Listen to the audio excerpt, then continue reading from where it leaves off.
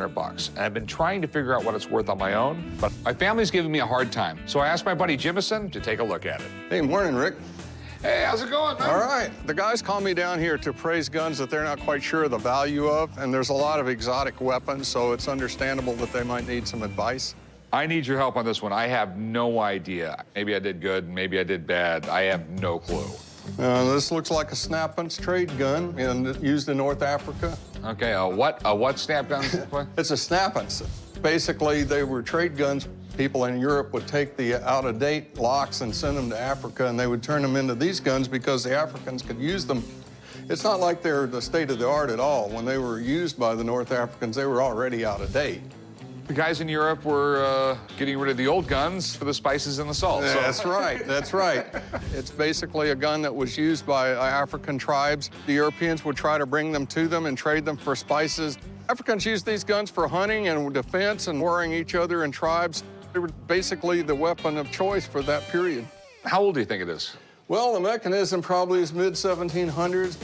Snap-ons precedes a flintlock, and even though it is a flintlock mechanism, it's a little more primitive than your normal flintlock. Okay. Flint here strikes this pan, and it casts a spark down in here where the powder is in the pan and sets off the charge inside the gun. Very similar to a regular flintlock, but just much more likely to misfire. Okay, but it worked. Exactly. You see them in all different calibers and all different types of construction. Some of them can be worth some money if they went to an important person. So how much is something like this worth? This one's in pretty bad condition because it's all rusted and everything. Probably seen a heck of a lot of use. Might have even been laying out in the desert for a while. One in this kind of condition, which I would consider relic condition, probably maybe $400 or $500, but that's really as a wall hanger. How much did you pay for this thing? I paid $500 for it. Somebody might want this gun for a decorator, you know, hang on the wall. They're certainly not going to buy it as a collectible. All right, thanks a lot. Thanks a lot, Rick. Don't tell my father what I paid. All right, I'll do that. Sometimes it pays to take a risk, and sometimes, well, now I'm going to have to figure out what I'm going to do with this thing.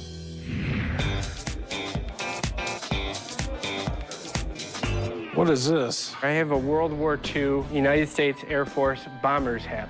Are you sure that's not a football helmet? I don't think so. Definitely a pilot's hat. I came down to the pawn shop today to try and sell my World War II bomber's helmet. I'd like to sell it because I could really use the money for an upcoming vacation. I'd like to get about $300 out of it. Where'd you get it?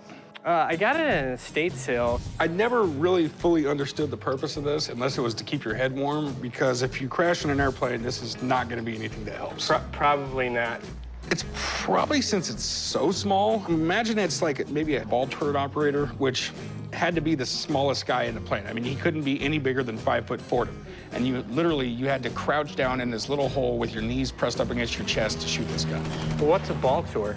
A ball turret's a gun. It looked like it took a tennis ball almost and cut it in half. It was a clear dome that the guy could see out of to shoot.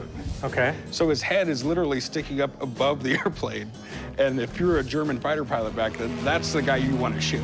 That must have been a pretty dangerous job. Yeah, it had to have been. Flying bomber missions in World War II took some serious guts. When the pilots came home, they were heroes, and people wanted to be just like them. So the demand for bomber jackets and other airmen stuff exploded after the war. I mean, it's in pretty good condition. I mean, consider it's 70-year-old leather. Yeah. You know, it's not that bad a shape. It's a little beat up, but I still think it's an interesting piece. Yeah, absolutely. A bomber hat doesn't quite have the same appeal as a bomber jacket.